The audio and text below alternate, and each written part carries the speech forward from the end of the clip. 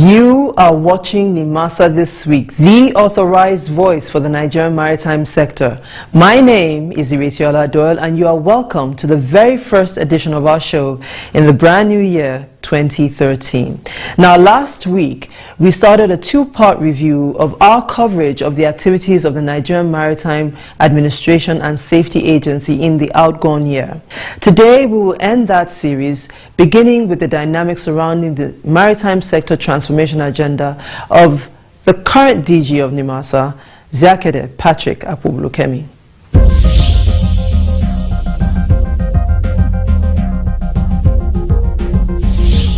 In line with what has been repeated severally, Nimasa places a lot of emphasis on capacity building, especially the training of its personnel for optimum performance.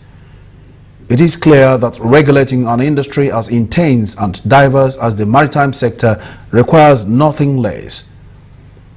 This emphasis seems to have been applied more in the offshore operations of the agency, which harbors the tripod upon which its prime mandate was established, namely shipping development, marine safety and cabotage. Under normal circumstances, being able to discharge those key functions has been, to say the least, challenging enough. But the circumstances have been complicated by the unwelcome intervention of piracy and sea robbery, twin factors that continually unsettle the balance of the maritime industry on a global scale. In Nigeria, it had been a clear-cut case of knowing where they are but lacking the necessary tools for bringing them in. That, though, was way before the current management team of Nimasa, led by Ziakede Patrick Akpobulukemi, embarked on the implementation of a new regime of anti-piracy initiatives, which in the recent past has yielded unprecedented results. Nimasa has progressively expanded the scope and capability of its search and rescue efforts through the acquisition of a good number of fairly advanced technology which are being increasingly deployed all over the world for fighting crime on the high seas. More impressively, the agency has been able to do this in record time, while also raising the profile of its own technocrats who, as of today, are directly in charge of the sophisticated operations required at that level. It is interesting to note that while Nimasa goes the extra mile to burst illegal syndicates in Nigerian waters, it also has the onerous responsibility of ensuring compliance with the flag and port state conditions necessary for operating vessels in the country.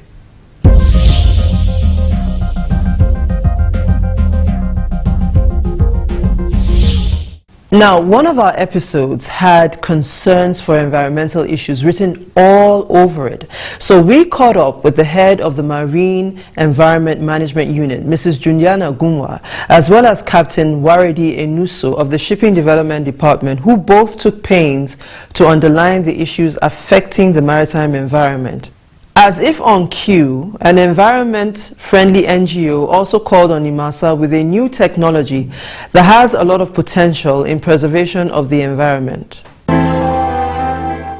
Foreign ship owners doing business in Nigeria are those whose vessels regularly call on Nigerian ports, and no doubt waking up to the reality that in no distant time it might not be business as usual.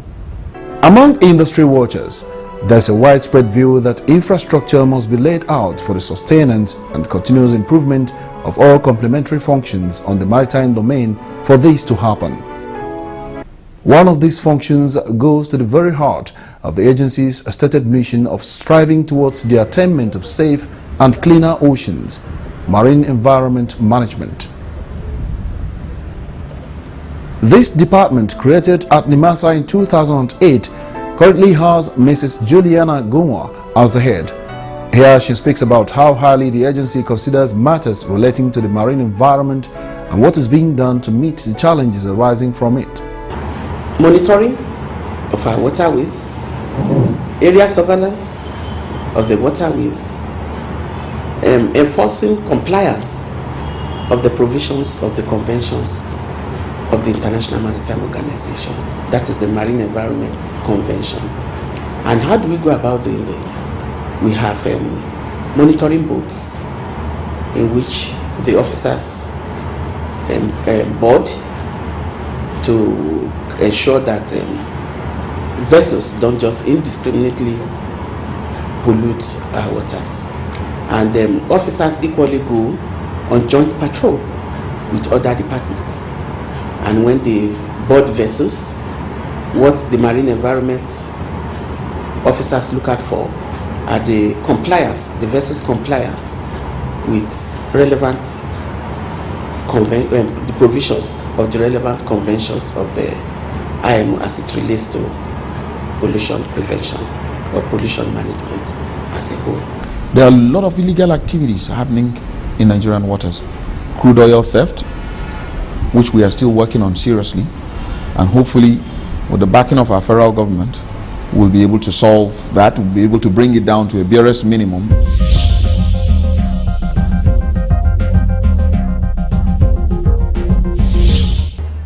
Nimasa's friendly posture on all matters relating to the environment has found a fitting complement in the activities of a non-governmental organization based in Kaduna, northwest Nigeria.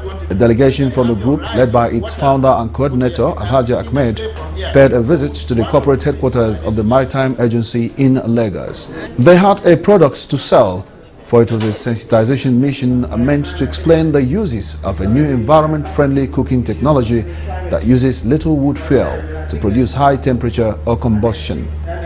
Head of delegation, Alhaji Ahmed, explains how the technology works. You just like to put small piece of wood here with a paper and candle it. So immediately it candles, it catches fire, you put the pot here. Let's say what we want to demonstrate is simple is rice. So maybe you have your rice and your water put here, you can be seeing the flame from here. So with one or two pieces like this, you just push it in here, it falls down, it burns. So by the time it finishes burning, whatever you have here is boiling. You don't have to waste wood fuel on that. Immediately start burning, you take the whole pot and put it here and cover it. This is accompanying the stove, is a heat retaining box, which you call wonder box. So if anything that you bring to the boiling temperature at 100 degrees, you put it here, that heat is retained, and that heat is enough to finish the cooking. Members of the Marine Transport Committees of both chambers of our National Assembly paid oversight visits to Nimasa in the last quarter of 2012.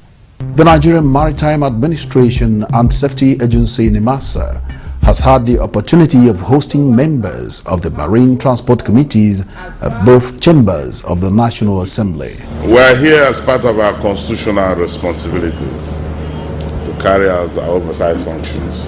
In July 2012, members of that committee from the House of Representatives, led by the chairman, Honorable Ifeanyi Ugwuanyi, paid a visit to the corporate headquarters of the Maritime Regulatory Agency here in Lagos, where they engaged top management in high-level discussions on the ways and means of moving forward.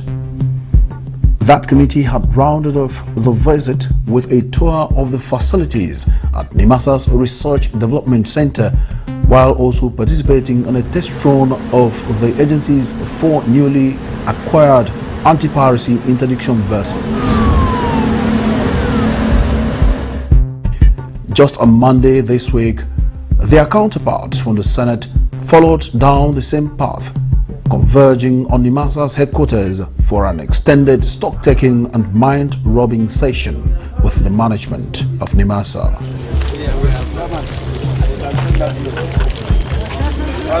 The distinguished senators also visited the operational and tactical base of Nimasa's Search and Rescue Department at Kirikiri, Lagos, where they were shown round the facilities by the officials in charge.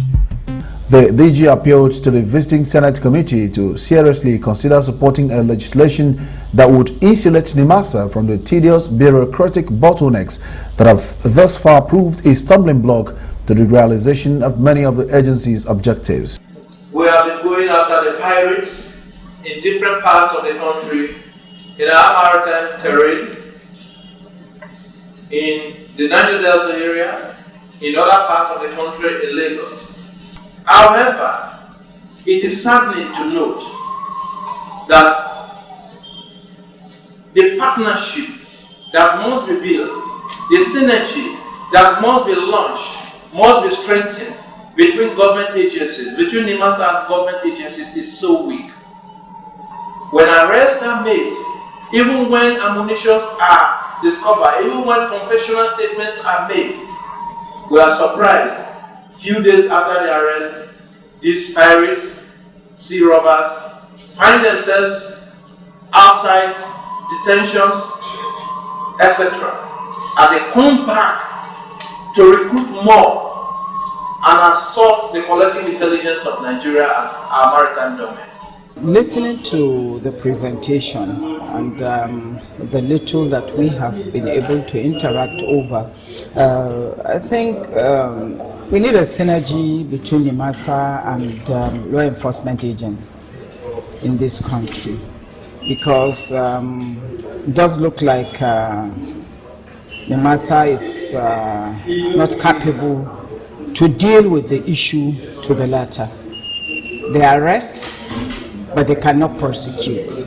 And we have, as a committee now, decided that as soon as we get back to Abuja, we're going to cause a meeting between the Director SSS, the DG, the Inspector General of Police, as well the Senior Special Assistant to Mr. President of Maritime Affairs. In fact, even if it means inviting even the Minister to come, because we want to see to the end of this menace.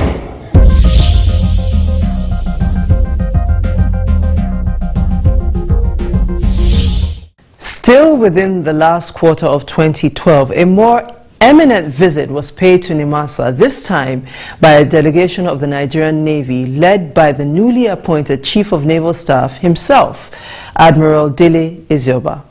This is in furtherance of the existing partnership between Nimasa and the Navy in the fight against criminality on Nigerian waterways.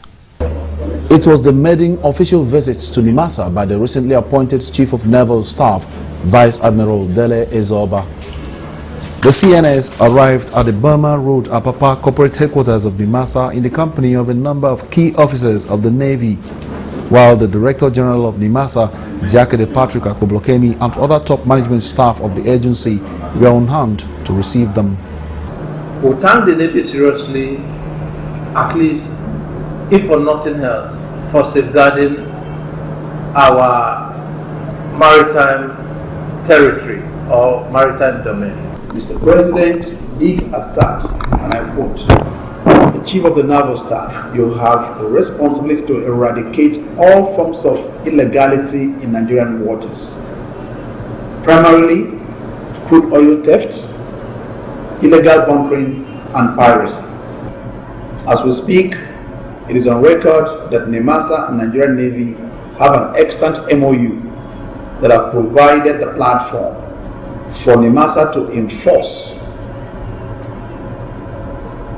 most of its rules as it pertains to arrest of those who violate the laws of the land within our maritime space. Within this period also, some parts of our nation experienced large-scale devastation brought about the floods that literally left a number of these states submerged underwater.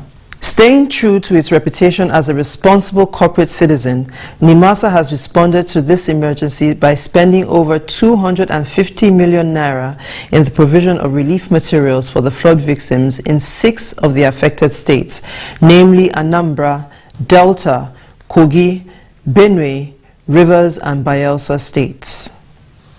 The year 2012 will go down in history as one in which several states in Nigeria experienced unprecedented level of flooding. The latest of such mishaps is the Lagdo Dam flood disaster, currently ravaging several states in Nigeria. Triggered by the release of excess water from the Lagdo Dam in Cameroon, the floods faced overwhelmed riverine communities in Adamawa State in the northeastern part of Nigeria, before making their way down through the River Benue Basin into the central and southern parts of Nigeria.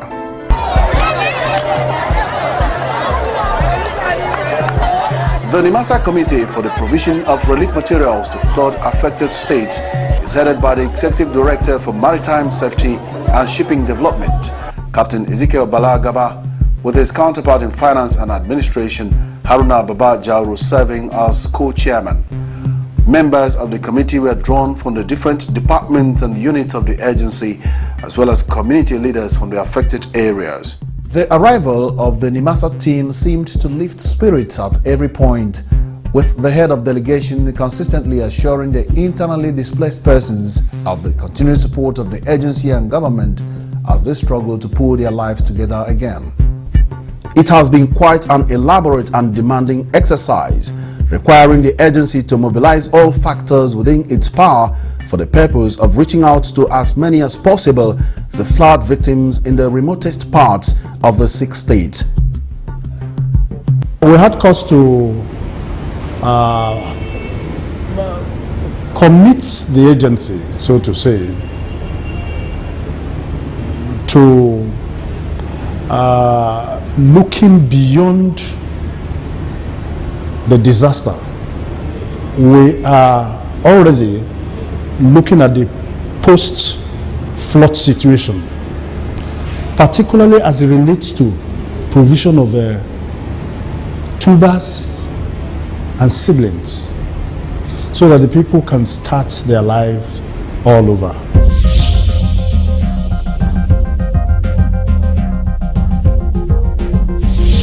Now, in the course of producing this show, we have frequently revisited the issue of human capacity building at Nimasa, even as the agency is putting finishing touches to the consolidation of the Nigerian Seafarers Development Program.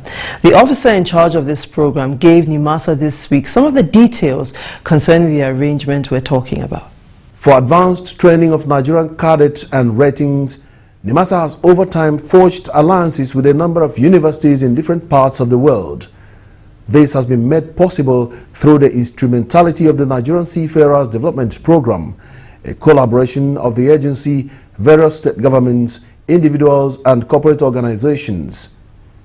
Mrs. Irene McFoy is an assistant director and coordinator Nigerian Seafarers Development Program at Nimasa. Right now we have conducted examinations around Nigeria. I'm sure you're aware of that. We have screened medically, academic, their credentials, and we are sure that presently we have 594 students that have been given admission in 3 universities in the Philippines. And they hope to leave this country by November this year. Before the end of November, they should be in their various institutions in the Philippines.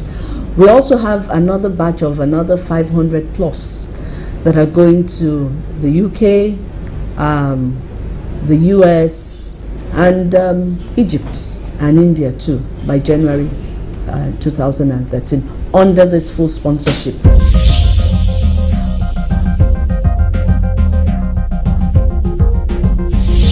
And the big day arrived, December 15th, 2012, when 525 brand new cadets were sent forth to the Philippines by the Nimasa community, their friends, as well as the entire maritime sector. 525 young men and women drawn from across the 36 states of the Federation arrived in busloads to an occasion designed to mark their sent forth to the Philippines. There, they've been penciled down to pursue maritime academic programs ranging from marine engineering, naval architecture and nautical sciences. The entire Nimasa community is in buoyant mood, as could be seen from the elaborate arrangements put in place. The ceremony proper kicked off under the watchful eyes of the Director General of Nimasa, Ziakide Patrick Akpobolokemi. In the jam-packed hall, the pedigree of representation was as distinguished as ever, with the Minister of Transport, Senator Idris Umar, standing in for the President and Commander-in-Chief of the Armed Forces, Dr. Goodluck Jonathan. Other dignitaries present included Senator Nuruddin Abatemi Usman, Special Advisor to the President on Niger Delta Affairs and Amnesty Program, Kingsley Kuku, Special Advisor to the President on Maritime Affairs, Honorable Leke Oyewole, representatives of the Chiefs of Air and Naval Staff, as well as those from sister agencies to Nimasa, members of the Diplomatic Corps led by the Visa and Cultural Officer in the Embassy of the Philippines, Felicia Ramos, and stakeholders from the maritime industry. Also on hand to support the Nimasa DG in the hosting effort, the members of the top management of the agency, including the executive directors Haruna Baba Jauro for Finance and Administration and Barrister Nwaboeze Callistus Obi, who is in charge of maritime labor and cabotage services.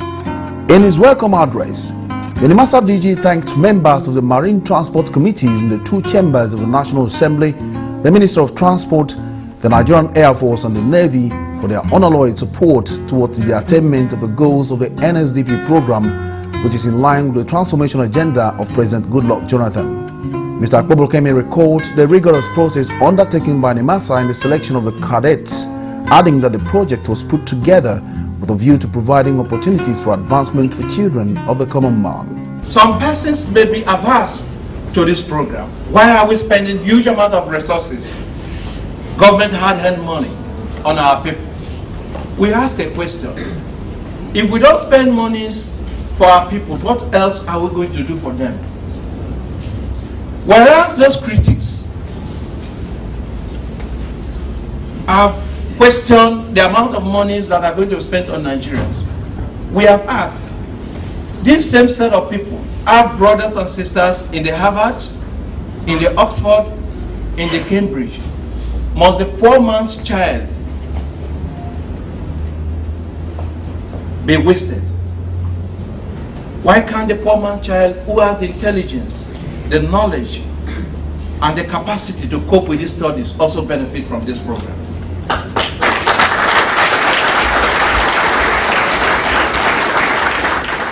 Representative of the President and Minister of Transport, Senator Umar, spoke of the importance of the seafarer to the growth and development of the maritime industry. While several professions suffered brain drain as a result of exodus of Nigerians to other countries in the Middle East, Europe, and the United States of America, the maritime industry suffers from near total lack of indigenous seafarers that could serve the country's needs, not to talk of exporting to other countries. What we are witnessing today, therefore, demonstrates government's resolve to pursue the training of seafarers in Nigeria in line with international standards and best practices. Special advisor to the President on Niger Delta Affairs, Kingsley Kuku, who also supervises the federal government's amnesty program, advised the cadets to be serious about their studies and avoid the pitfall of holding the government to ransom over anything, as past experiences have shown. So we use this opportunity before the Honorable Minister to urge you all to be clear-headed, level-headed, and be serious with what you are going to do. In 2012, different departments and units within Nimasa engaged in house cleaning and upgrading through the implementation of training workshops for a number of its staff. One of such training workshops was the one held for members of the Public Relations Unit of Nimasa. A three-day training workshop put together for members of staff of the Public Relations Unit of Nimasa was brought to a close on Wednesday last week at the agency's headquarters in Lagos. Participants in the workshop, including head of the unit, Haji Alami Tumaka, were drilled on ways of updating the methods and skills necessary for managing the relationship between Nimasa and the general public. Resource person was prominent public relations consultant Nkechi Ali Balogun. We have dealt almost with all areas of public relations, especially those areas that are contemporary today. I expect to see a public relations department that is exhibiting excellent professionalism. Deputy Director and Head of the Public Relations Unit, Haji Alami Tumaka, here outlines the reasons for organizing the workshop. The whole idea was needs driven. I have been here now for almost 2 years, and I identified gaps in the knowledge of some of the staff, and I realized, even for myself, there was a need for something like a refresher program. Refresher for some of us, and learning for the younger ones, so to speak.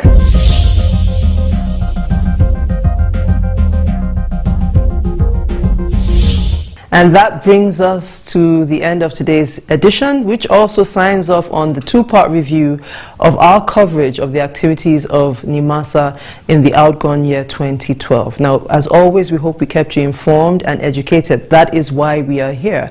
We would also like to remind you that our show is an interactive one. All you need to do is send your questions, comments to the email address currently showing on your screen. Now remember, it's a brand new year. All good things will come. Till I see you same time, same station next week, I'm wishing you smooth sailing and bon voyage.